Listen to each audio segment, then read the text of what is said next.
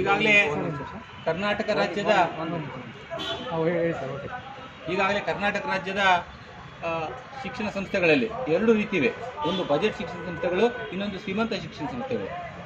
ಕರ್ನಾಟಕ ರಾಜ್ಯದ ಸುಮಾರು 25-30% ಶಾಲೆಗಳು ಶ್ರೀಮಂತ ಶಿಕ್ಷಣ ಸಂಸ್ಥೆಗಳು, ಉಳಿದಂಥ 70% ಶಾಲೆಗಳು ಬಜೆಟ್ ಶಾಲೆ. ಬಜೆಟ್ ಶಾಲೆಗಳಂದರೆ 10,000 ರಿಂದ 20,000 ಶಾಲೆ ಫೀಸ್ ತೆಗೆದುಕೊಂಡು ಶಾಲೆಗಳನ್ನು ನಡೆಸ್ತಾ ಇದ್ದೇವೆ.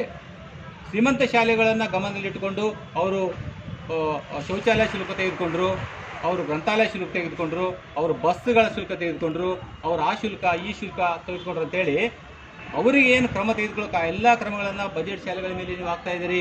ದಯವಿಟ್ಟು ಶಿಕ್ಷಣ ಸಚಿವರೇ, ದಯವಿಟ್ಟು ಗಮನಿಸಿ. ಅಂಥ ಶಾಲೆಗಳ ಪಟ್ಟಿಯನ್ನು ಮಾಡಿ, ಅಂಥ ಶಾಲೆಗಳ ವಿರುದ್ಧ ಕ್ರಮ ತೆಗೆದುಕೊಳ್ಳಿ, ಅಂಥ ಶಾಲೆಗಳನ್ನು ಬಂದ್ ಮಾಡಿ, ಕ್ರಿಮಿನಲ್ ಕೇಸುಗಳನ್ನು ಮಾಡಿರಿ.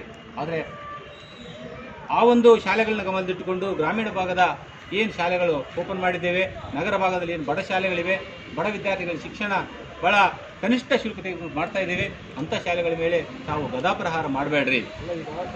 ಶಿಕ್ಷಣ ಸಂಸ್ಥೆಗಳು ಮೋಸ ಮಾಡ್ತಾ ಇದ್ದಾರೆ ಸರ್. ಪಾಲಕರಿಗೆ ಶಿಕ್ಷಣ ಸಂಸ್ಥೆಗಳೆಲ್ಲ ಮೋಸ ಮಾಡ್ತಾ ಇಲ್ಲ, ಎಲ್ಲ ಮೋಸ ಮಾಡ್ತಿಲ್ಲ. ತಮ್ಮ ಏನು ಕಲ್ಪನೆ ಮಾಡ್ಕೊಂಡಿದ್ದೀರಾ ಅದು ಶುದ್ಧ ತಪ್ಪು. ನಾನು ಹೇಳ್ತಾ ಇದ್ದೀನಿ ಸ್ಪಷ್ಟವಾಗಿ. ಮೋಸ ಅಂತಂದರೆ ಅದು ನಾನು ಹೇಳ್ತೀನಿ, 20% ಶಾಲೆಗಳಿದ್ದಾವ ವ್ಯಾವಹಾರಿಕವಾಗಿ ಲಕ್ಷಾಂತರ ರೂಪಾಯಿಗಳನ್ನು ತೆಗೆದುಕೊಂಡು ಅವ್ರು ಮಾಡ್ತಿದ್ದಾರೆ. ಅದಕ್ಕೆ ಪಾಲಕರು ಸಹ ಪ್ರೋತ್ಸಾಹ ಕೊಡ್ತಿದ್ದಾರೆ.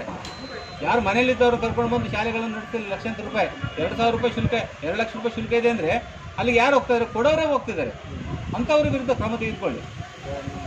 ಫೀಸ್ ಸ್ಟ್ರಕ್ಚರ್ ಸರ್, ಇನ್ನೊಂದು Kannada medium, English medium, own ಪರ್ಮಿಷನಿಂದ ಇನ್ನೊಂದು ಲ್ಯಾಂಗ್ವೇಜಲ್ಲಿ ಪಾಠ ಮಾಡೋದು.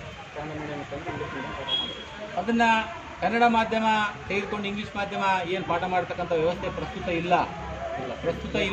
ಎಲ್ಲ ಶಾಲೆಗಳು ಇಂಗ್ಲೀಷ್ ಮಾಧ್ಯಮಕ್ಕೆ ಸರ್ಕಾರ ಏನು ಒಂದು ಗೈಡ್ಲೈನ್ಸ್ ಮಾಡಿತ್ತು, ಆ ಪ್ರಕಾರ ಕನ್ನಡ ಮಾಧ್ಯಮ ಶಾಲೆಗಳು ಇಂಗ್ಲೀಷ್ ಮಾಧ್ಯಮಕ್ಕೆ ನಾವು ಚೇಂಜ್ ಮಾಡ್ಕೊಂಡಿದ್ದೇವೆ ಮತ್ತು ಇಂಗ್ಲೀಷ್ ಮಾಧ್ಯಮದಲ್ಲೇ ಪಾಠ ಮಾಡ್ತಿದ್ದಾರೆ.